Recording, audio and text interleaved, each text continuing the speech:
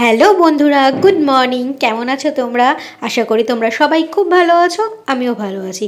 এ দেখো আমাদের গণেশ মন্দির। তো চলো তোমরা সবাই নমস্কার করে নাও। আর আজকে সকাল থেকে ভীষণ ঠান্ডা পড়েছে, চারিদিকে কুয়াশা দেখতে পাচ্ছ তো, এই জানলা দিয়ে তুলেছি, প্রচণ্ড কুয়াশা আজকে। আর তেমনি ঠান্ডা হাওয়া দিচ্ছে, যাক গিয়ে দিক, শীতকালে শীত না পড়লে কি আর ভালো লাগে? শীত পড়ছে না বলেই আরও কষ্ট হচ্ছে। তো চলো, এখন অফিসে বেরিয়ে গেছি, এখন আছি অটোতে। তো স্টেশনের দিকে যাচ্ছি, আর ভীষণ ঠান্ডা হাওয়া দিচ্ছে, অটোতে ভীষণ হাওয়া দিচ্ছে, খুবই ঠান্ডা লাগছিল।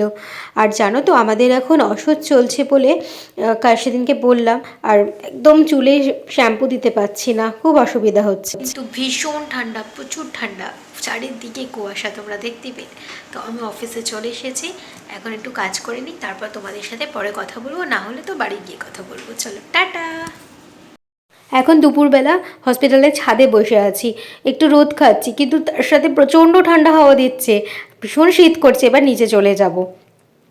এই দেখো বাড়িতে চলে এসেছি, অফিস থেকে চলে এসেছি, এখন একটুখানি বসছি, বসে চেঞ্জ করি, তারপর ফ্রেশ হয়ে তোমাদের সাথে কথা বলছি। এখন ফ্রেশ হয়ে চলে এসেছি, এবার একটুখানি মুখে ক্রিম লাগাতে হবে, কারণ স্কিনটা প্রচণ্ড ড্রাই হয়ে গেছে। আর যেহেতু আমাদের এখন ওষুধ চলছে, তো সাধারণভাবেই খুব একটা তেল ফেল মাথায় আমি দিতেও পারছি না। দেখো চুলটা চিরুনিও দিতে পারছি না, জাস্ট কোনো রকমে একটা বেঁধে নেব। চুলটাকে না বেঁধে শুতে পারি না।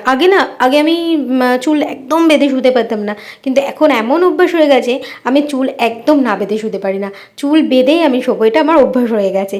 তো চলো, চুল আমার বাঁধা হয়ে গেছে, একদম রেডি। এবার আমি যাব নিচে গিয়ে রাতের রান্নার জোগাড় করি। তো চলো দেখাই আমি কি করব। চলো বন্ধুরা, নিচে যাওয়া যাক। এখন নিচে চলে এসেছি, নিচে এসে আমার খাবার মোটামুটি রান্না কমপ্লিট, আমি বাবাইকে খেতেও দিয়ে দিয়েছি। এখন একটুখানি বাসনগুলো কটা মেজে নিচ্ছি, বাসন মাজা হয়ে যাক। বাসন মাজা হয়ে গেলে তারপর আমি খাবো, মাকেও খেতে দিয়ে দিয়েছি, বাবাইকেও খেতে দিয়ে দিয়েছি, তারপর আমি খেয়ে তারপর আমি ওপরে যাব। চলো, আমি ওপরে চলে এসেছি, সব কাজকর্ম শেষ, আজকের মতো এইটুকুনি, টাটা।